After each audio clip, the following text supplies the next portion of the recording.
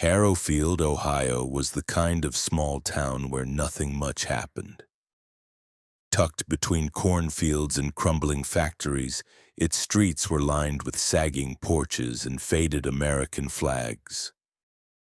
Harrowfield Elementary sat at the edge of town, a low brick building with chipped paint and windows that rattled in the wind. On a chilly November evening in 2025, as the sky bled into a sickly purple, the school was mostly empty. Only one classroom remained lit, its flickering fluorescent bulb casting jagged shadows across the walls. Inside, Miss Eleanor Tackett, a third-year teacher barely out of her 20s, sat at her desk, her fingers tapping a nervous beat on the scratched wood. Across from her, 8-year-old Charlotte Grayson perched on a chair, her small hands folded, her dark eyes glued to the desk like it held some secret only she could see. The air smelled of old books and wax crayons, but tonight it carried a sour edge like damp rot creeping in. Eleanor forced a smile, her voice thin and brittle. "Your mom's probably just stuck in traffic, Charlotte. She'll be here any minute." Charlotte didn't look up. Her legs dangling above the floor swung in a slow, eerie rhythm. "It's fine, Miss Tackett," she said, her voice flat, like she was reading from a script she'd memorized long ago. "She's not coming." The words landed like a stone in Eleanor's gut. She wanted to argue, to say something comforting, but the lie stuck in her throat. Charlotte's mom, Marianne Grayson, was always late, sometimes by 10 minutes, sometimes by hours. It was a pattern Eleanor knew too well. She'd sent her teaching aide Jenny home an hour ago, unable to justify keeping her there for another night of waiting. Why should they both suffer? Charlotte was a puzzle Eleanor couldn't solve. The girl was sharp. Her math worksheets were flawless, her stories vivid enough to rival a novelist's. But the other kids treated her like a ghost. At recess, they'd huddle in tight knots, whispering as Charlotte lingered on the swings alone. Eleanor had tried to nudge the nicer ones, like Sarah or Liam, to invite her into their games. Every time they'd shake their heads, eyes wide with something like dread. "She's a witch," they'd hiss, the word sharp and venomous. Eleanor chalked it up to kids being kids, cruel in that thoughtless pack animal way.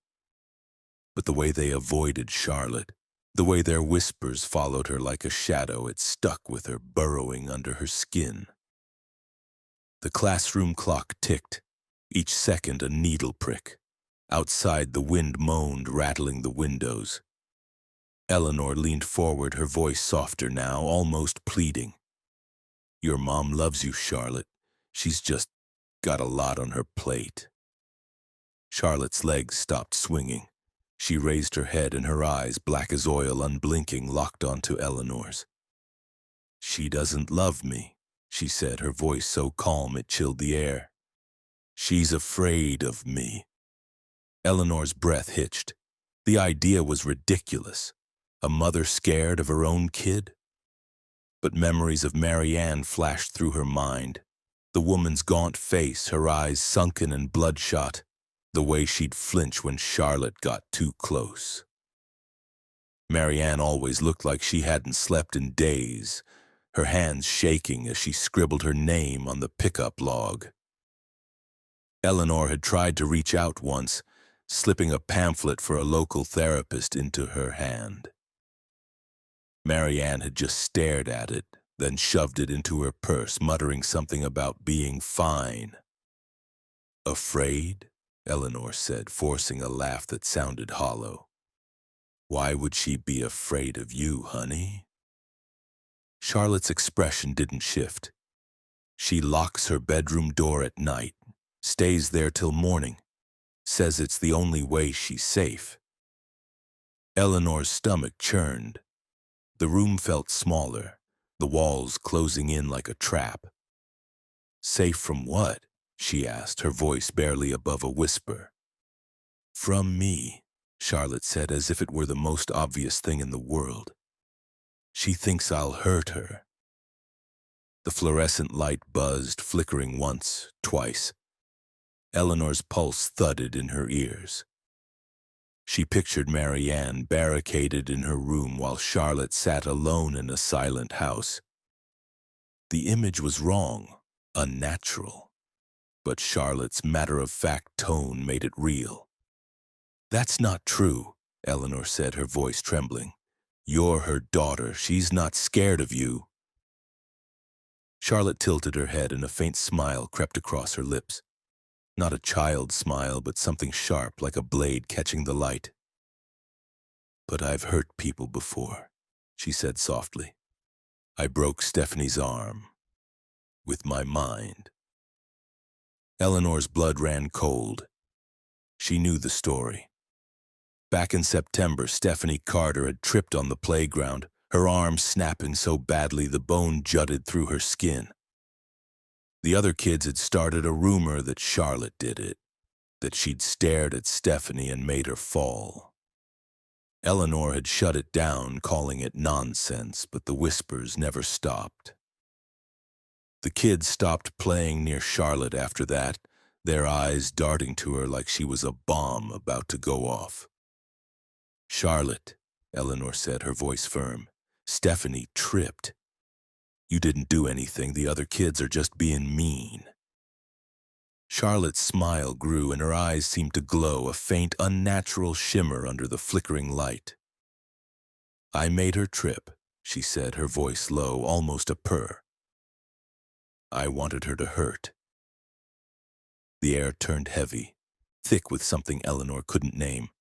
Her chest tightened, her breath shallow. "You don't have powers, Charlotte," she said, her words rushed, desperate. "You're just a kid. They're wrong about you." Charlotte's smile vanished, replaced by a frown that felt staged, like she was toying with Eleanor. Then she laughed, a sound like ice cracking, sharp and wrong, echoing off the walls. It wasn't a child's laugh. It was something old, something that didn't belong. The light above flickered wildly, shadows twisting like living things. Eleanor's head throbbed, the laughter clawing at her mind, urging her to run, to get out. She stood, her chair scraping the floor, and took a shaky step toward the door. She didn't know why, only that the room felt like a cage and Charlotte was the predator inside it. "Charlotte, stop," she said, her voice breaking. "This isn't funny." The laughter grew louder, sharper, until it felt like it was inside her skull. The windows rattled, the wind outside howling like a chorus of screams.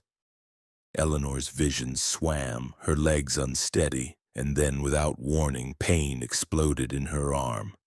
A white-hot agony that drove her to her knees. She screamed, clutching her arm as bones snapped, the sound like dry twigs breaking. Blood soaked her sleeve, warm and slick as jagged bone tore through flesh. She gasped, tears streaming down her face, and looked up at Charlotte. The girl was standing now, her small figure framed by the flickering light. Her eyes burned not with a child's curiosity, but with a cruel, ancient malice. "I never said I was just a kid, Miss Tackett," she said, her voice smooth, almost gleeful. "I like being a witch." Eleanor's screams turned to sobs, her body shaking as the pain consumed her. "Charlotte, please," she begged, her voice raw. "Stop this. Your mom's coming. Please, just stop." Charlotte stepped closer, her sneakers silent on the linoleum. "She's not coming," she said, her tone cold, final. "She forgot to lock her door last night." The words cut deeper than the pain. Eleanor pictured Marianne's face, her haunted eyes, the way she'd clutch her keys like a lifeline. A sickening truth settled in her chest. "What did you do?" she whispered, her voice barely audible. What did you do to her? Charlotte's lips curled into a grin, not a child's, but a predator's, all teeth and menace. She moved toward the door, her steps slow, deliberate, like she was savoring Eleanor's fear. She's not coming, Miss Tackett, she said, her voice a mocking sing-song. Nobody is. The door creaked open and Charlotte paused, glancing back. Her eyes met Eleanor's, and in them Eleanor saw something that wasn't human. A darkness that swallowed light. A hunger that had no end. With a final, chilling giggle, Charlotte slipped into the hallway and the door slammed shut. Eleanor collapsed, her arm a mangled ruin, her breath coming in shallow gasps. The room was silent now. The light steady, but the quiet was worse than the laughter. Worse than the pain. It was the silence of a grave. She thought of Marianne locked in her room and what might have happened when that lock failed. She thought of the kids, their warnings dismissed as lies. And she thought of Charlotte out there in the night, free and unstoppable. The clock ticked on, its rhythm a cruel heartbeat. Outside, the wind screamed, carrying the faint sound of footsteps fading into the dark. Eleanor curled into herself, her body trembling, and prayed for someone to find her. But in her heart, she knew the truth. No one was coming.